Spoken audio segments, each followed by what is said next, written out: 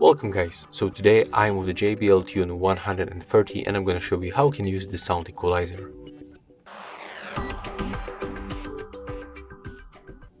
Okay, so first of all on the JBL application you have to just select your earbuds and then scroll down to find the equalizer. When you tap on it once, you can enable by tapping on the right upper corner. Right here you can find 5 presets. You can also create your own by tapping on the plus and then set like you want, for example like this. Click to save and that's your equalizer. You can also get rid of that by tapping on this trash icon, click to remove, and also you can customize the already default selected preset by tapping in this place. So yeah, that's all. As you can see, that's very simple. If you find this video helpful, remember to leave a like, comment and subscribe.